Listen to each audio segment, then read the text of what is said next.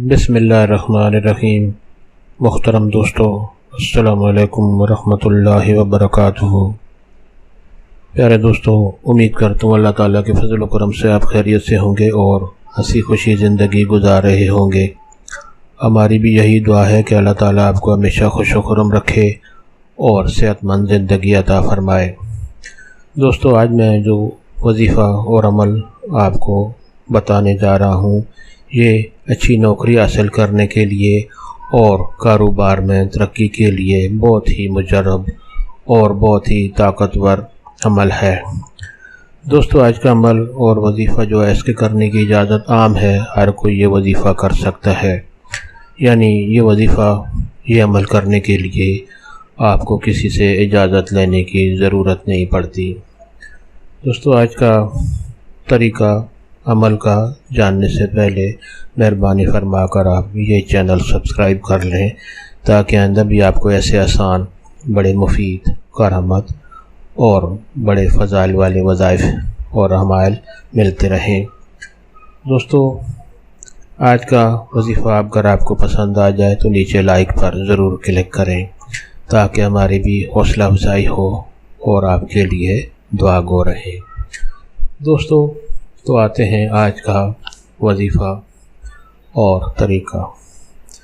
दोस्तों, अगर किसी शख्स का कारोबार में तरक्की नहीं हो रही, उसको नुकसान हो रहा है, या ऐसा शख्स जो नौकरी की तलाश में है, उसको मुलाजमत नहीं मिल रही, तो वो ये अमल, ये वजीफ़ा करे तो इंशाअल्लाह बहुत जल्द उसके कारोबार में तरक्की होगी और जो नौकरी के लिए करेगा उसको अल्लाह ताला अच्छी मुलाजमत अता फ़रमाएगा इंशाअल्लाह।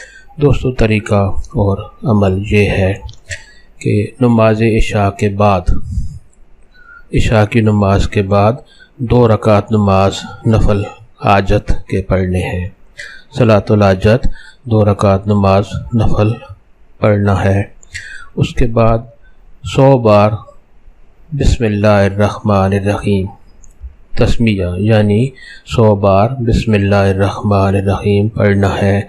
और उसके बाद दरूद शरीफ पढ़कर नौकरी के लिए या कारोबार में तरक्की के लिए आप दुआ करें। और उसके बाद फिर 2 रकात नमाज नफल और 100 दफ़ा बिस्मिल्लाहिर्रहमानिर्रहीम और फिर दरूद शरीफ पढ़ना है।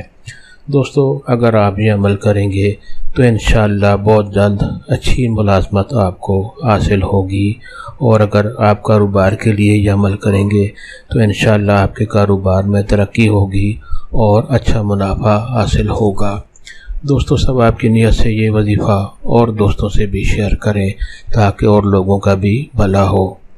अल्लाह ताला आपको हमेशा खुश व खुर्रम रखे और सेहतमंद ज़िंदगी अता फ़रमाए। आमीन।